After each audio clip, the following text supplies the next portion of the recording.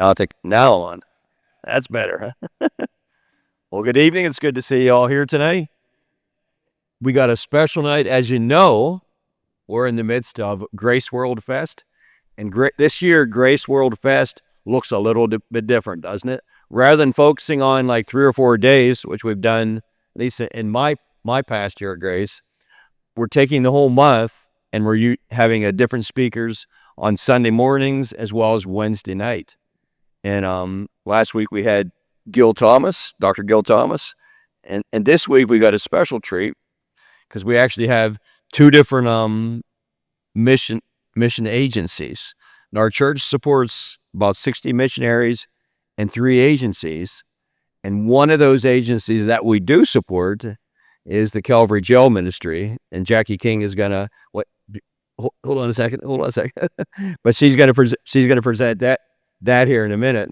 But and on the way of the Baptist Children's Home as well. So I'm excited about that tonight, and I think heart will be filled for being here tonight and listening to them. But I don't know if Jackie knows this or not. Jackie, how many years have we supported? Yep. Does anybody on the missions committee even know that? How many years we supported Tracy? Or I don't know if anybody knows. But ever since I've been here, or Nate,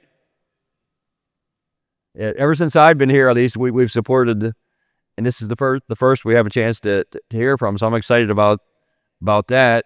And once Jackie gets up and shares about the ministry, Brother Clay Leonard's going to come up and talk about the Baptist Children's Home.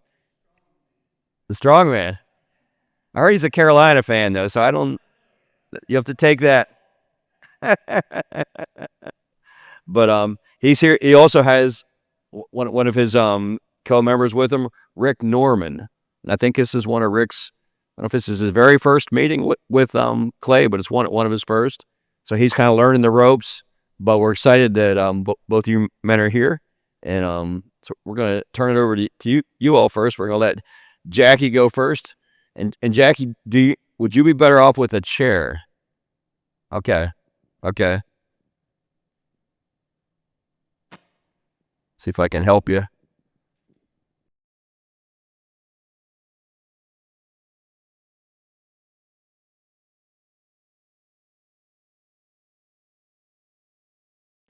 Am I on? Okay. So first I want to thank Pastor Keith and all of you for having me here. It's wonderful to have an opportunity to represent Calvary Jail Ministry. It's a vital ministry. We serve in 4 counties. And in Matthew 25, that's where we take a lot of where we're going from. It says, when I was in prison, you visited me. And we do that. And our goal is evangelism. I don't know if you understand what it's like to be in the jail. So I'm going to start with a few things about, I think you'd like to hear about some of the people that we serve, because they're unique, but they're also very much like the rest of us, okay? So the first one I'm going to talk about is a woman who was a drug dealer. And this was in the Davidson County Jail. And I don't know if any of you are familiar with the jails. Davidson County Jail is very, very old. And the women's cell block, they have like 8 cells. The cells are about 8 by 6 feet. And in those 8 by 6 feet, there are 4 bunks. And they have a toilet and a sink. They get out of the cells for about 2 hours a day. So when I go in, I'm the church lady, so they let everybody out.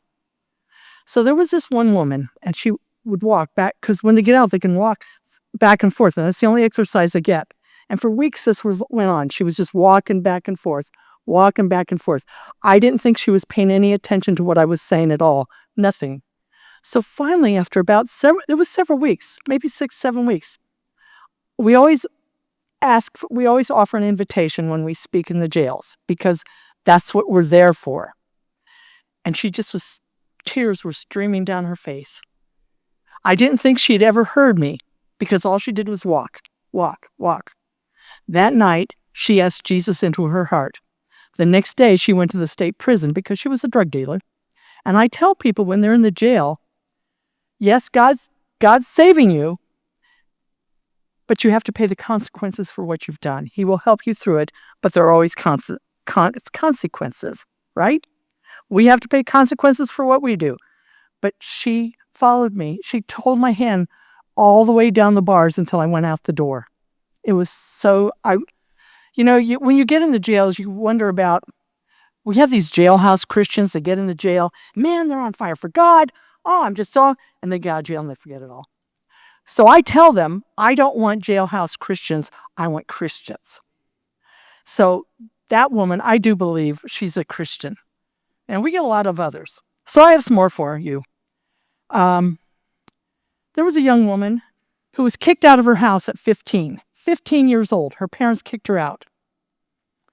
I asked her, I says, well, did you finish high school? She goes, well, the bus doesn't come to the woods. When they took her into the jail, she had lice. She had every kind of a parasite you can imagine on her. She had been raped. She had been persecuted beyond belief. And people that should have looked out for her abused her. So she was really, really angry, hurting. It was awful. Young people, nobody should be subjected to things like that. But her parents kicked her out at 15. She lived in the woods until they arrested her at 20. That's what happens in our society. That's wrong. Then we have another woman.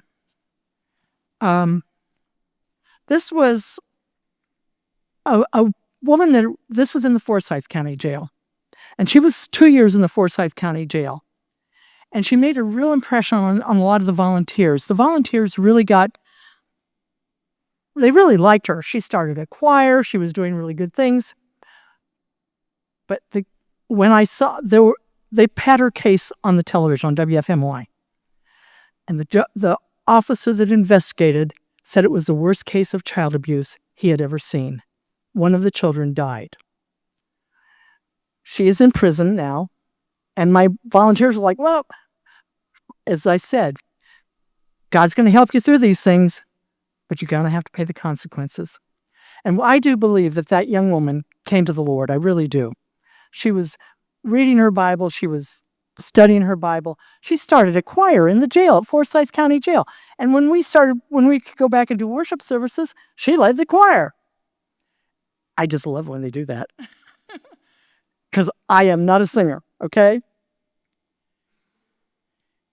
And I got some more down here. Then there was a woman who started as a user of drugs. And I don't know if you know it.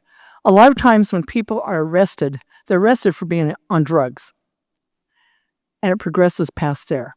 I've had people tell me, this was 30 years ago, I had somebody tell me that when you get on some of these drugs, it's like a monkey on your back. And they're always looking for the first high. That first high is the highest high they'll ever get.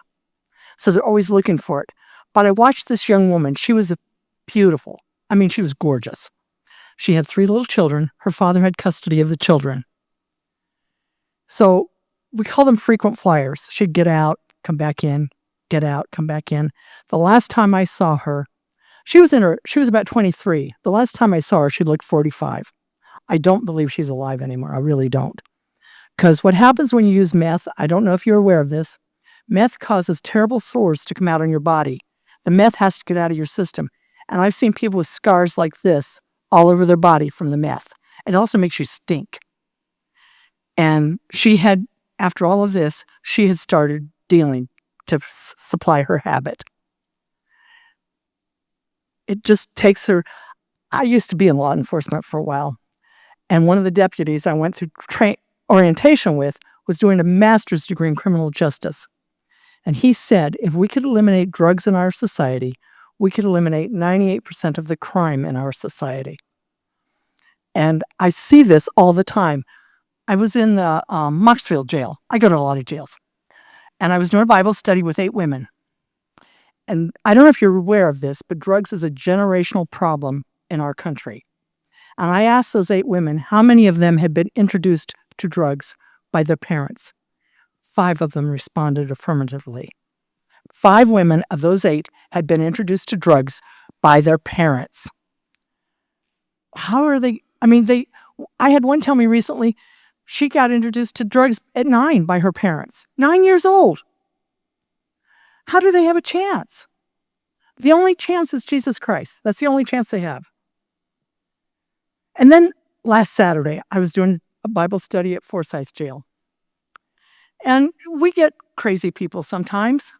And we really do get crazy people sometimes. And oftentimes they're detoxing. Sometimes they're off drugs, sometimes they're off alcohol. I don't know what this woman was on, but she goes, I don't believe in heaven. I've been to heaven. I don't believe. And she just was screaming at me. And I really felt like Satan was really attacking at that point. And for that reason, the person that was supposed to go with me couldn't get in the jail because her driver's license had expired. They're real sticky in the jails about who gets in and who gets out.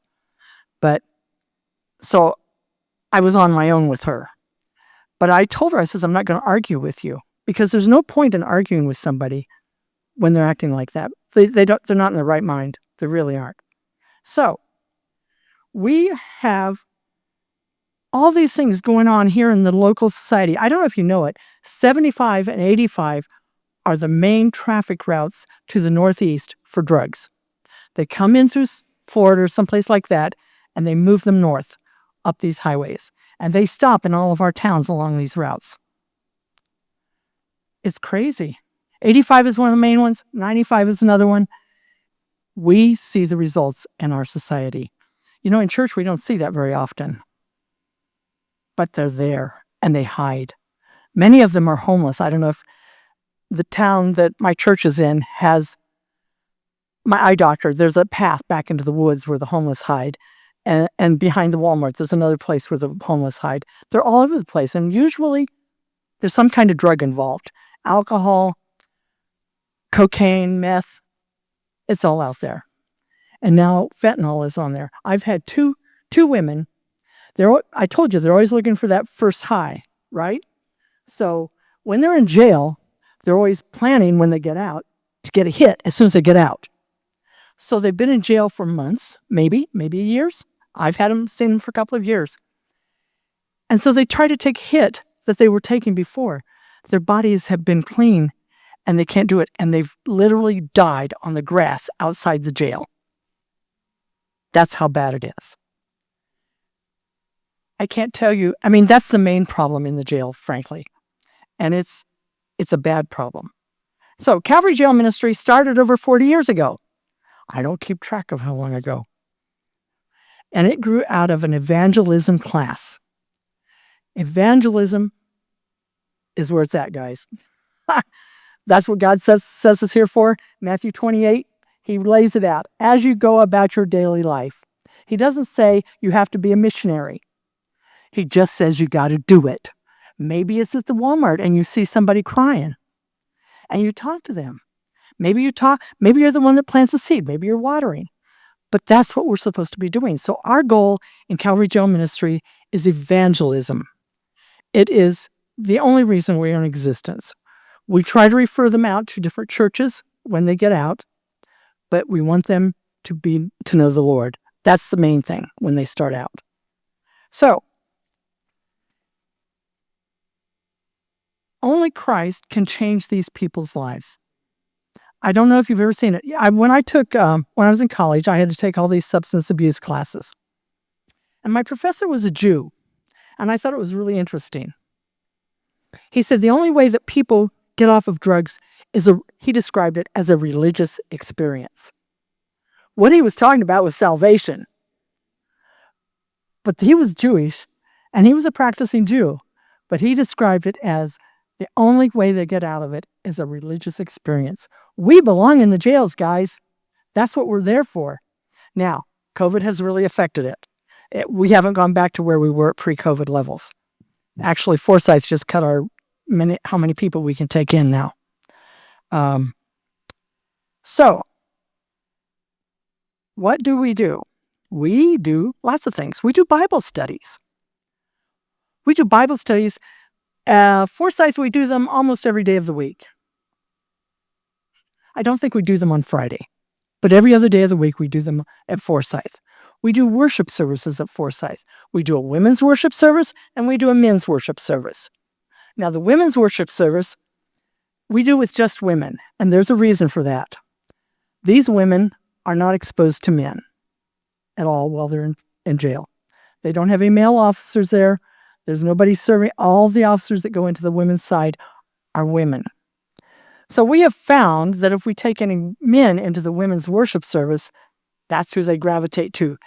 And we're taking the eyes off Jesus when that happens. So we just deal with women in the women's service. Now, the men's service, we can take women in. It doesn't work that way in the men's service. But the women, we just deal with women. But we do a good worship service, I think. We have to keep them short because I don't know if they count the prisoners, the inmates, we call them inmates, every couple of hours because they do escape sometimes. And so we have to do that. We do Bible studies in Mocksville Jail. We do Bible studies in Davidson Jail, the Davidson County Jail. And we do Bible studies in Iredell County. Now, Iredell County, we're really looking for volunteers.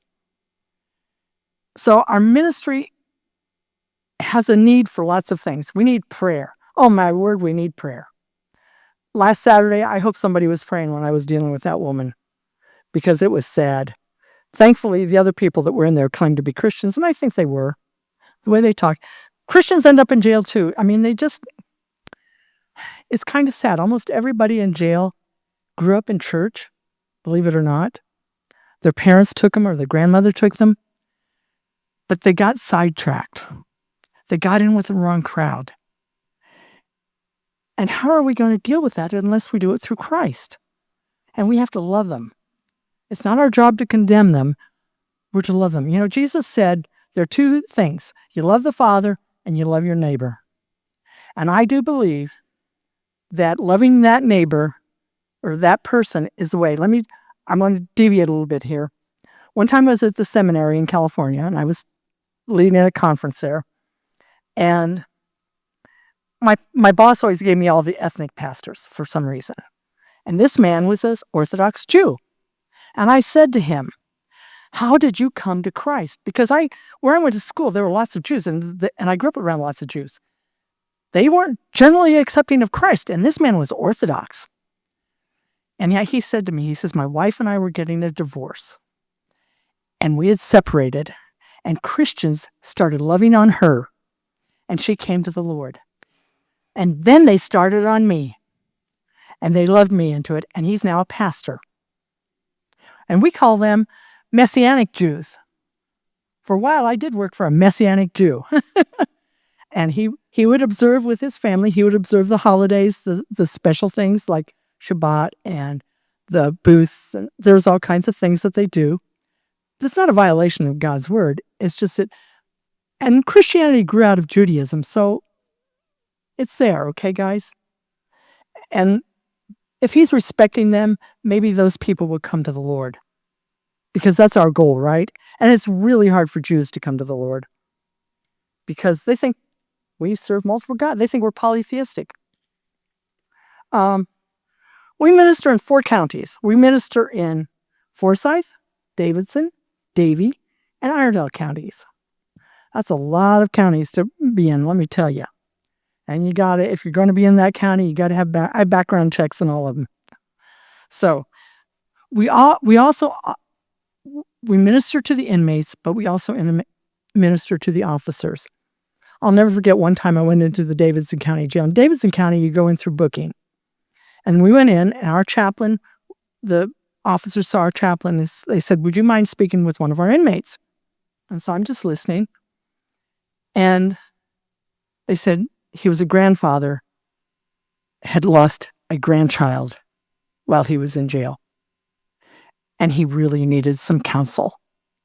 So they brought him down to put him in one of the holding cells, and our chaplain went in and talked to him for a long time and read the scriptures and prayed with him. We do that kind of stuff. We also deal with officers. I'm telling you, the officers in custody, they have a hard job, a really hard job. I don't know if you've ever done that. I come from a law enforcement family, and my nephew was a custodial officer in the prison system in California. He hated it. They cannot carry guns, so they get assaulted.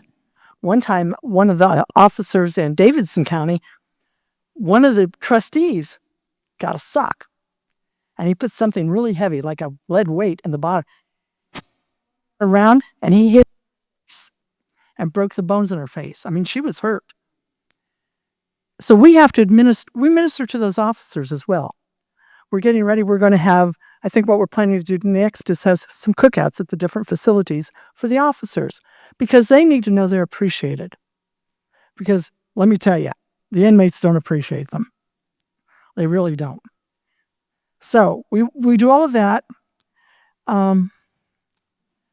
We also try to direct them into churches. Now, it's kind of hard sometimes, because when they're coming out of the jail, I've had some say, I have nothing. They only have the clothes that they were arrested in. That's all they have. They don't have anything to go into a church, or they don't think they're good enough to be in church with us. So we have to be careful with that. And I keep telling them, come to my church. We don't care. My church has never seen me in a dress. Okay, we're very casual, but that's my church. Some churches are more formal than others. Some of them are more race specific. So we try to encourage them to find a church that they're going to be comfortable in. And we try to make connections with churches. And that's hard sometimes. And COVID changed a lot of things. I don't know if you know, we were out of the jails for 2 years, 3 years almost. And we weren't allowed to go into the jails at all. We did minister to the officers during that time, but we couldn't go in to the inmates. Sometimes they hold us back, like this last winter. There were a few weeks we couldn't go into any of the jails because there was a high COVID rate here in the state. And we've not got, used to be, like in Davidson County, we could go every day of the week except Friday. They've really cut it down to 2 days a week, and they've not gone back to the way it was. So you need to pray that they open the jails up more. And right now in Davie County, we're only allowed 2 people to go in there once a week. 1 man and 1 woman. That's it. And it's not a big facility, don't misunderstand. It only holds about 120 people. Forsyth is 10 stories. Davidson County has, I think their capacity is 342. Iredell County is around 500. So there are a lot of people in those jails, let me tell you. And they need our prayer. Those officers need our prayer. A lot of them are Christians. I had one in Davidson County, and I hated, she went over to the state system. I hated to see her leave because she had such a strong witness for the Lord, and people were being saved through her ministry as an officer in that jail. But I also tell my inmates, you know what? When you're a believer, you can lead somebody into the jail. Just because you're in jail doesn't mean you can't tell somebody about Jesus, right? I mean, do you remember most of you aren't old enough to remember Watergate. I'm old. Chuck Colson went to jail in Watergate. He got saved. Now he's passed on, but he started Colson Jail Ministries, which is all over the nation. So we need prayer, first of all. Another thing we need is Bibles. Now that may sound funny. And I had one man call me recently and says, well, we could give you New Testaments, but the New Testament is so connected to the Old Testament, I think they belong together. So what we asked for, we can only give them paperback Bibles. Everything has to be soft. And there's part of a reason for this. One time I was at the Davidson County Jail, and when there's something going wrong, we have to report it to the officers. And the Jehovah's Witnesses give out Bibles similar to this. And so what the inmates were doing, they were splitting the lining off the back here, and they were putting drugs in them and passing their drugs around in the facility that way. Well, I told the officer, so it broke my heart, that when they took all those Jehovah's Witnesses Bibles out of the jail. But so they can only have paperback Bibles. The other thing is most of them need glasses, and they don't have glasses, so they need large print. The paperbacks, regular print, it's hard to see, so we always give them large print. My church gives me by the case, so I'm good, but we have a lot of volunteers, okay? It's something, and people say, well, how did you get into this ministry? It just kind of happened. But when it happens sometimes, that's where God wants you. And not everybody is cut out to be a minister in the jail, but you can help in other ways. Another way you can help is financially. And your church does. It costs money. We have to have liability insurance for the board. We have to have liability insurance for our chaplain. We're just hiring a new chaplain right now. And we have to cover those things. We have to buy Bibles sometimes. Sometimes we have, potlucks with our volunteers. We try to keep we have to minister to our volunteers too, because they're faithfully serving week after week after week. They go in there, they share the word of God. You cannot substitute that for anything else. That's just the way it is. So I would like to conclude with thank you for supporting us for all these years. And if you have questions, I have answers usually. I can talk a lot.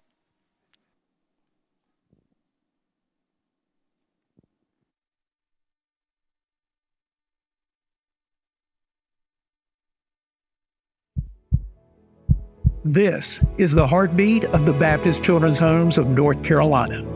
It is a heart that beats with a rhythm of hope that stretches across 36 ministry locations throughout North Carolina, South Carolina, and Guatemala. From the tiniest of hearts to those that have beat millions of times, we offer a number of life-changing ministries to meet the specific needs of everyone we have the privilege to serve. For vulnerable and hurting children, for adults with special needs to single mothers, and for women who have courageously chosen adoption for their babies, our heartbeat to provide help, healing, and hope echoes into their lives. Through the prayers and support of North Carolina Baptist and the generosity of friends throughout our many communities, hope is thriving. We are Baptist Children's Homes. We are many ministries beating with one heart, the heart of Jesus Christ.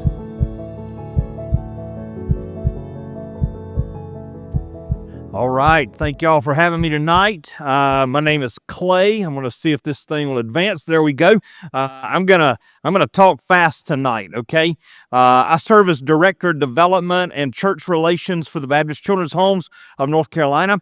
Prior to coming to Baptist Children's Home, I served as a pastor for 22 years. I am originally from Morganton, North Carolina. Served as a pastor in Eastern North Carolina, on the other side of Raleigh in Rocky Mount. So we know very well in Nash County how drugs run up and down I-95. You guys go see Miss Jackie at her table back there when you're finished tonight. Get her autograph. She is famous because she is a Christian and a Baptist who came out of California. So get that autograph. There aren't very many. All right. She is one. No, I'm just kidding, Miss Jackie. Seriously, go see her and support that ministry very much back there. I'm very grateful for Pastor Cletus and Pastor Keith here at Grace. They've just met me a few weeks ago. We had lunch together. But one of your members, Brother Nathan Turner, and I have been best friends since kindergarten, 5 years old. We have been best friends. So we know everything about each other. We talk constantly. The Lord saw fit in His providence to move us now closer together where we can see each other almost weekly. I have been attending the man-to-man Bible study here at Grace for about a year now, coming on Tuesday nights. I end up preaching most Sunday mornings. So last year I preached 42 Sunday mornings out of 52 in churches across 15 counties throughout the central part of North Carolina. So I'm in a pulpit just about every single week. But I've enjoyed getting to know the man-to-man guys and hanging out with them. Several are here tonight, and reconnecting with Nathan as we've been best friends forever and ever and ever. His parents are like mine, and my parents are like his. When we talk on the phone, every time we tell each other we love each other before we hang up the phone. So we're that close, and I appreciate being there. All right, so I work with Baptist Children's Homes in North Carolina. As I said, I'm Director of Development development and church relations. I basically do donor engagement and church engagement on behalf of our ministry. Now, I do want to clarify one thing before I get into a lot. I'm going to give you a lot of information, but we have a table back there. Rick, my dear friend Rick, is back there, and he will be able to give you lots of things. So the things I'm going to go over and the things I'm going to fly through here, you will be able to get most of that at the table back there. But I will say this, I get the question all the time, especially in this area when I'm in Forsyth County. Somebody will, inevitably they'll say, now, is that the children's home there in Winston-Salem? No, that's Crossnor. They're with the Methodist Church, the United Methodist Church. And then somebody will say, when I go to Guilford County, they'll say, now, is that the Children's Home Society? No, that's a completely different ministry. And then somebody will say, well, down in Lexington, is that the American Children's Home?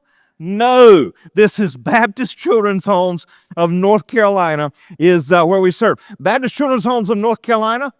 Let me see, will it advance? Come on, please, please, please, work. All right, there we go. We'll see. Anyway, we've been around for 140 years.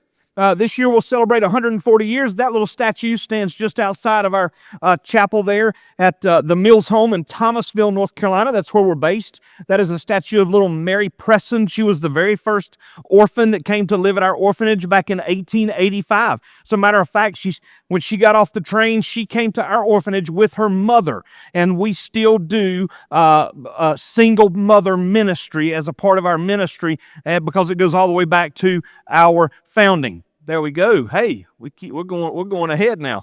Now, as we said earlier, a lot of different aspects to our ministry there. You can see what those are, and I'm going to kind of roll down that list. But we do have ministry all throughout North Carolina. We're not just one place. I get the question all the time when I go. They say, how many kids y'all got down there at that orphanage? Well, it's not just one location. We have like 36 locations across North Carolina, South Carolina, 3 orphanages in Guatemala, and we recently started doing some ministry in South Africa, doing some support and helping to train people at an orphanage there. So I'm going to talk about a lot of those things as we roll through. Let's see if this will advance. Okay, last year we impacted a lot of lives. 172,000 lives were impacted throughout our ministry last year. That's a lot. We cared for over 1,400 children. 1,400 children through our cottage care, that would be like orphan care, as well as in our foster care. So we train and license foster families. That's another thing that we do. So over 1,400 children in our care. But I will tell you this, the Baptist Children's Homes in North Carolina is gospel-centered, gospel first. Last year, we had 322 decisions for Christ throughout our ministry. We want to see lives of children and families changed with the power of the gospel, and we want to see a difference made in all aspects. Now, as I was saying, we do cottage care. Cottage care is kind of like what most people understand as your traditional orphan care, okay? That would be traditional kind of situation. We have 4 main campuses where we have numerous cottages where we take care of multiple children. As it says there, family-style homes where cottage parents care for children. We have one in Thomasville that is called the Mills Home Campus. We have the Broyhill Home Campus that is up in on the other side of Asheville in Clyde, North Carolina.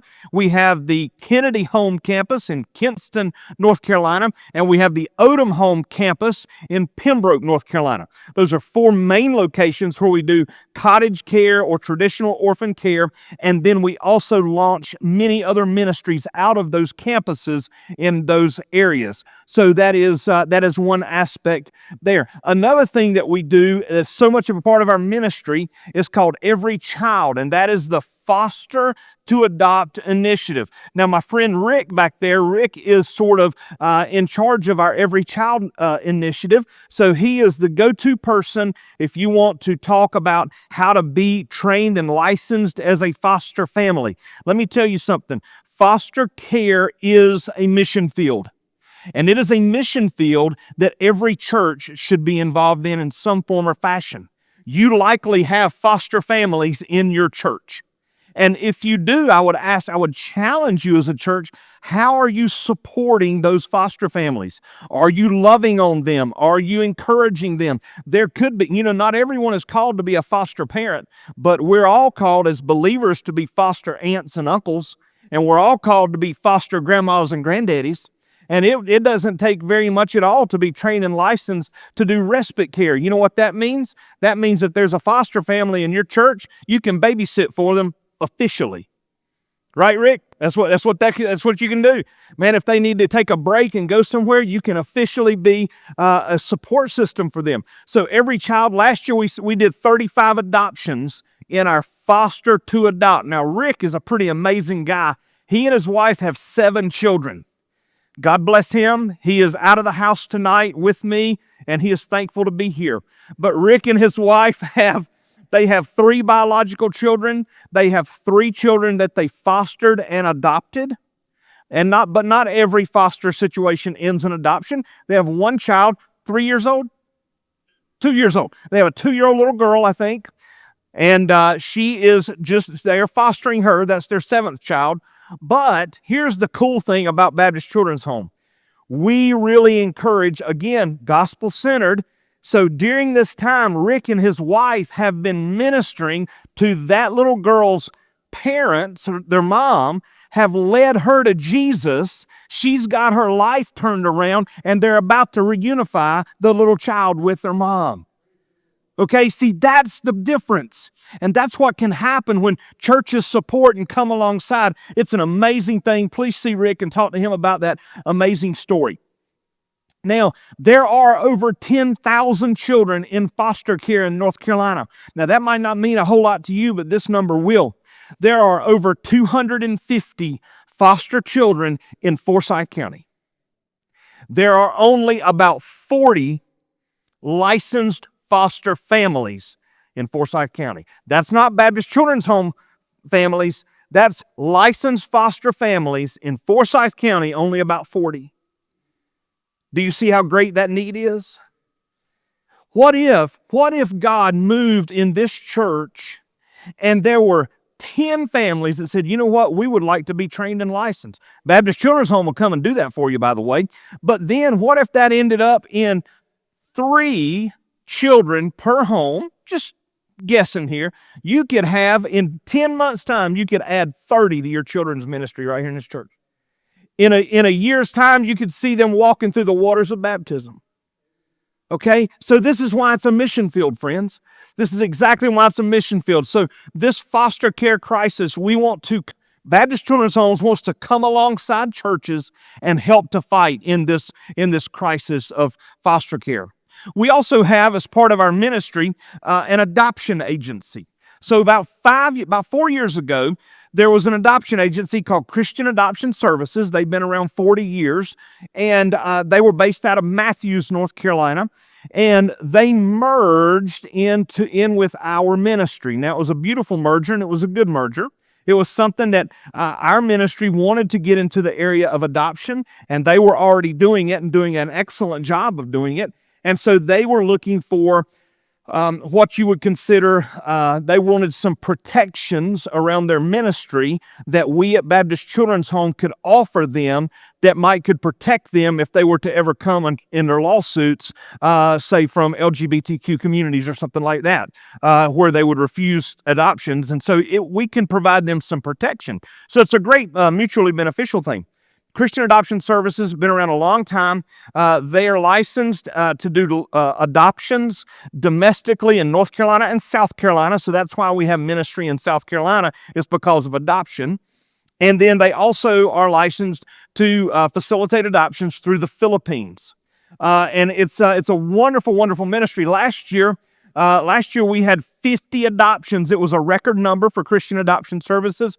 42 domestic adoption placements and 8 international placements. Those 42 placements are babies that were placed because a birth mother made that courageous choice to choose life, and then to say, I want to give my baby a life that I cannot provide, and they placed that baby into a 2-parent Christian home. And it is a tremendous thing. We facilitate what's called open adoptions. And so that way the birth mother gets to choose the family that their child goes with. And it's really a neat thing because Christian Adoption Services cares for those birth mothers unlike any other adoption agency you will ever find. Most adoption agencies, a birth mother will place a child into adoption and they'll say, "Thank you very much. If you ever need us again, call us. Have a good life." We don't do that because we see the redemptive possibilities in the life of that birth mother. And so we do everything we can to pour the gospel into those birth moms. We will counsel with somewhere around 250 to 300 women a year to hopefully they will choose life for their baby. And then if they want to, choose to place into adoption. I mentioned about birth moms. We do a birth moms retreat every year where birth mothers who have placed their children into adoption with us can go on this retreat. Now, some of them are coming from bad circumstances. Some of them are coming from some rough situations. Now, some of the ladies in this picture have been coming on the retreat year after year after year. So they have stories they can share. They can pour into those. Last year, we had 50 birth moms go on this birth mom retreat. 17 of them gave their heart and life to Christ. This year in April, so just next month, we have right now over 50, I think we're somewhere around 55 birth moms, more than we've ever had that are going on that retreat. And so I want to encourage you to pray for that because the gospel is going to be shared and we want to see lives changed. You know, there is, for this birth mom retreat, many people ask, how can we connect with ministry? You're going to find, I'm going to show you several here on the screen as we go through. There's going to be these QR codes. Don't worry about scanning them now. I have a sheet back there at the back that has all of these QR codes. And if you don't know how to use QR codes, find a teenager. They'll show you. If you have a smartphone, you can use it.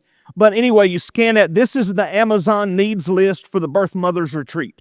So we want to love on these birth moms. We want to give them things. We want to shower them with a lot of love. And so that QR code's back there on that sheet. You can grab it later.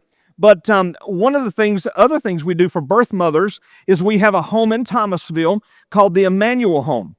And a birth mother, after they place their child into adoption, if they want to get out of the life that they've been in, maybe it's a life of abuse, drugs, alcohol, whatever it may be, they can come live at the Emmanuel Home for up to 12 months. We will help them get on their feet. We'll help them get their general education if they need it. We'll help do everything we can, provide them counseling. Obviously, we're gonna do soul winning, and we're gonna share the gospel with them. In that picture there, the young lady on the right, her name is Carrie L.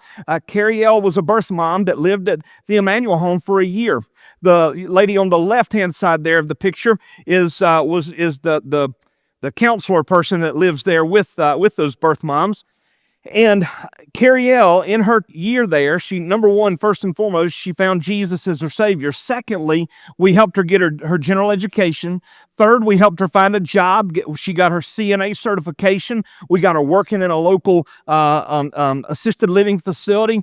And we have a very generous donor in North Carolina that has said that any birth mom who goes through the Emmanuel Home, if they want to pursue college, they'll scholarship at 100%. Carrie L. right now is in college working to become a nurse. Her life is completely turned around from where it was 18 months ago. And so that's what we want to see happen in the lives of these birth moms. There's so much redemption that can take place in those situations and stories. Christian Adoption Services, I'm spending a little bit of time on Christian Adoption Services because they are sort of a standalone type ministry within the umbrella of Baptist Children's Home. We do our fundraising primarily for Christian Adoption Services. We do it separate from Baptist Children's Home. The reason why is because of the North Carolina and South Carolina aspect of it. And so we do it through banquets and golf tournaments. And so March 25th, we have our annual Triad Banquet for the central part of North Carolina. Mercy Hill Church over in Greensboro is going to host it for us. Your pastor's son, Pastor Cletus' son, Randy, is on the executive staff there at Mercy Hill. They've been very gracious to host this banquet for us. We're getting down to the end of there are tickets available. They're $25 a piece. That QR code, you can scan it and get them. It's on that sheet back there. If you're interested in it, we'd love to have you join us. This is not if you're interested in an adoption thing, this is a night of celebrating all that God is doing through Christian Adoption Services. And so I invite you to check that out if you wish. Now, going back into the Baptist Children's Home side of things, we do a lot of things. I'm going to roll through these real quickly. We have single mom ministry. We also have these residential camp ministries for troubled teenagers. We have Cameron Boys Camp for boys. We have Camp Duncan for girls. Those are located down in the Southern Pines area. They are 24/7 residential wilderness camps that are fully accredited non-public schools where the children are trained, but they're also taught life skills and so many other things. Those wonderful, wonderful camps that are really doing a lot to reunite families. These are not foster kids, by the way, that go to these camps. These are if mom and dad has a troubled teen, somebody that's, when I was growing up and when Nathan was growing up, we had a friend, I won't call his name, but that friend had to go to reform school. Okay, this is similar to kind of the reform school situation, similar to that. And so anyway, that's our camp ministry. It's a wonderful, wonderful ministry. Also, as part of our ministry, we have a college ministry at Western Carolina for independent college students. Now, that sounds kind of funny, independent college students, but really what we mean by that is when it comes time to go home, they don't have a home to go home to. They don't have parents, or they don't really have a place where they can go. And so we provide at Western Carolina a home base. And it's really a home where a college student can come and get a home-cooked meal. They can do some laundry. They can print their paper. They can get encouragement. They can come play some games. And they can also stay there during the times when they're not in school if they need to. And we'll help them find jobs. So that's a ministry up at Western Carolina called Home Base. Also, as part of our ministry, there we go. We have what's called Greater Vision. Greater Vision is like a community ministry where we have one in Thomasville at the Mills Home campus. And so it's sort of like when you have people in the community who need food. They might would go to a food bank. Or if they need some clothing, they might go to a clothing closet. Well, Greater Vision is like that, except here's the greater vision. The greater vision of that is not just to provide their needs, but to actually counsel with them. And so when they become our client, they're allowed to come once a month. They receive counseling, first and foremost, gospel counseling. Secondly, counseling on how to become independent, not to be dependent on our ministry. And our hope is within 12 months, they no longer need our ministry. So that's the greater vision of that. If you have items you want to donate, Greater Vision will be a great place to do that. We have ministry for adults with special needs.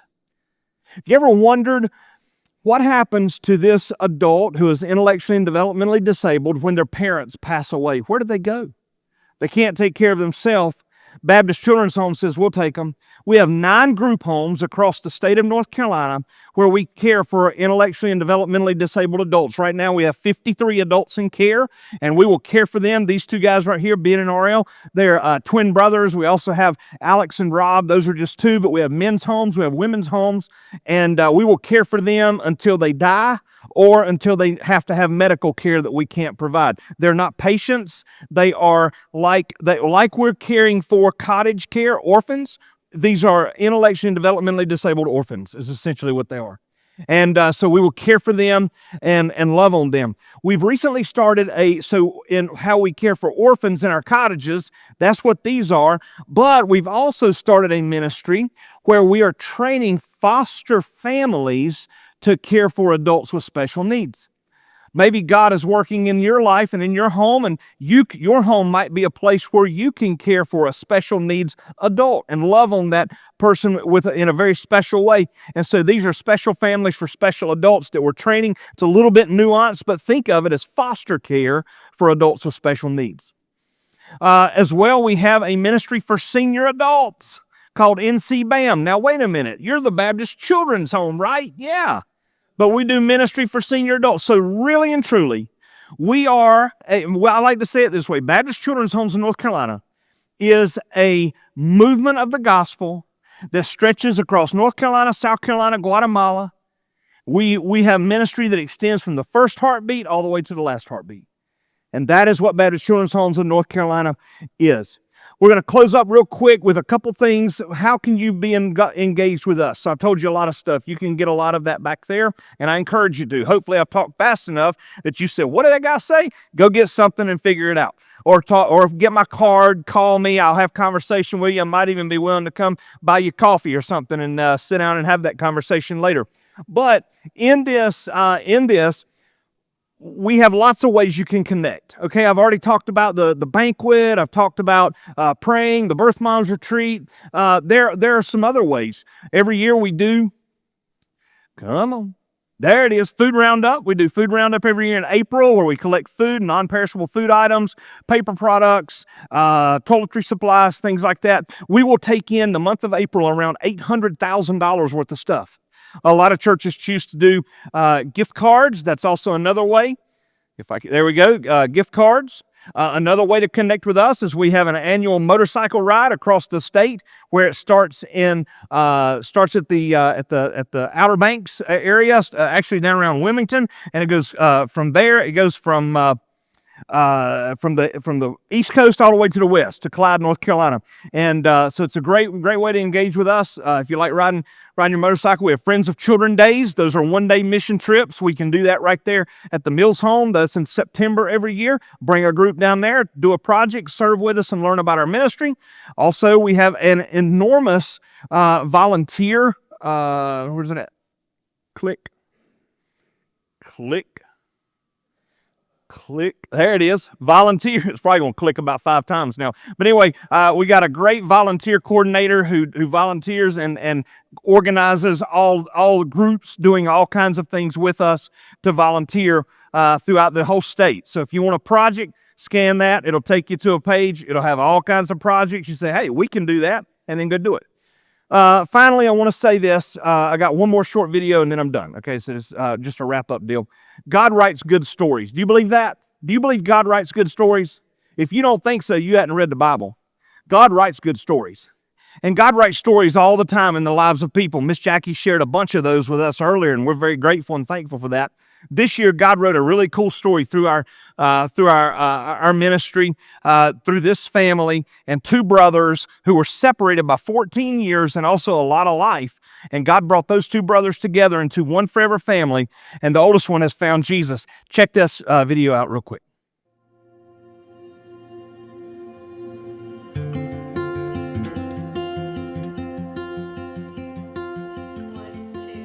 My name is Chris. And I'm Lindsay. And we're the Chufo family. We live in Western North Carolina in a town called Franklin. I'm the associate pastor at Calvary Baptist Church, and I work with our students and also with missions. We have 6 amazing children, 4 biological children, and there was a dream for more. And then God opened up some doors in a different way, and that was through foster care. So we decided to have a class at our church and host Baptist Children's Home to license anyone that felt that calling on their life. Liam and Tyler are half brothers. They have the same mom, different dads. We met Liam first. He was 3 months old, and so we went and picked him up, and he was this chubby little 3-month-old. He was so cute. So yeah, we were excited. About a week after we met Liam, we invited Tyler to one of our church services to get to know him. There was another licensed family within our church, and they brought Tyler into their home. And so I got to learn just his story. One day after school, we had like a DSS meeting with Crystal, my caseworker, and we were talking about where I wanted to be placed, like permanently. And they said I could stay with my foster family at the time or come to this family to be with my brother. But after Tyler became part of their family, we would pray weekly for his salvation. And then there was a Sunday morning where, during the invitation, Tyler responded to the presentation of the gospel, surrendered his life to Christ, and immediately we were baptizing that day. So immediately he crawls into the baptistry with Chris, and I hear these words, this is my son. It's been our prayer since the moment that we received him into our family, that he would be our son, but our brother in Christ. And the Father, and of the Son, and the Holy Spirit, buried in likeness of death. It's overwhelming, the support just of the church at Cowie, but also the local church as a whole, and Baptist Children's Home. I know I wouldn't be where I'm at today if it wasn't for foster care and these adoption families. And just that love that these families have just to take in these random kids, off the street or off of these different living situations just made a big impact to me. That's the reason why we signed up for fostering. I mean, knowing that you could have a captive audience to love them and visibly, physically, emotionally, verbally share Jesus with them. It's that's why we want to do that. And through the support of Baptist Children's Home and through giving and through praying, I can't thank them enough. I know it's impacted our life.